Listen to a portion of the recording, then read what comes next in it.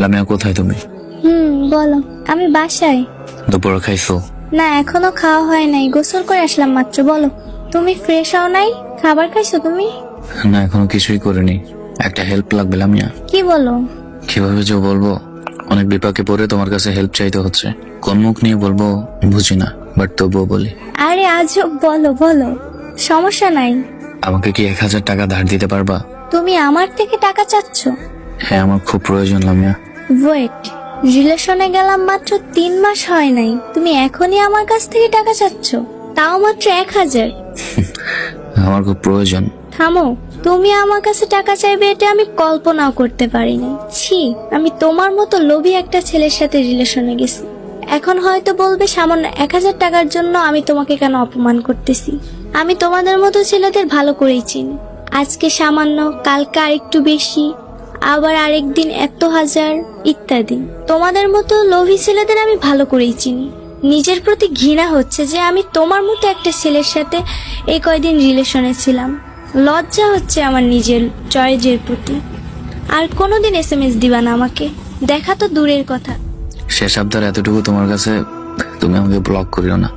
আমি তোমাকে SMS ও দেব না, প্লিজ। ঠিক আছে।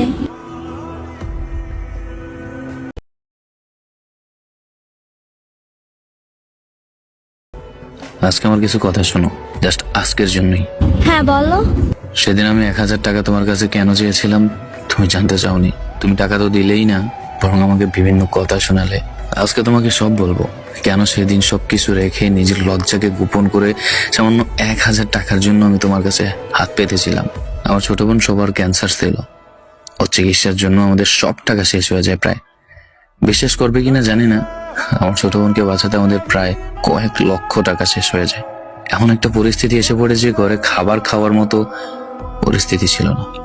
এতটাই ক্রাইসিসের মধ্যে ছিলাম আমি এবং আমার ফ্যামিলি। বোনের চিকিৎসার জন্য নিজের হাতের ফোনটা পর্যন্ত বিক্রি করে দিই। আমি সেদিন আমার বন্ধুর নাফিজের ফোন দিয়ে তোমার সাথে SMS করি। সবশেষ আমার বোন মারা যাওয়ার আগে বলেছিল, ভাই আমাকে একটা পুতুল আর কিছু চকলেট কিনে দিবি। আমি বোনের শেষ ইচ্ছাটুকু পূরণ করার জন্য তোমার কাছে ভিক্ষুকের মতো 1000 টাকা চেয়েছিলাম।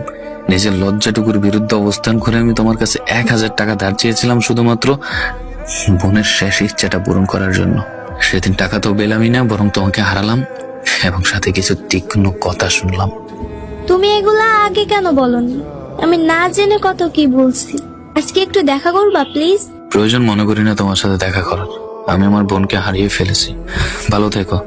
কাউকে যাচাই করার আগে একবার হলেও তার পরিস্থিতি বুঝে তারপর তাকে আঘাত দিও, কারণ প্রিয় মানুষের দেওয়া আঘাতগুলো একদম ভিতরে গিয়ে লাগে।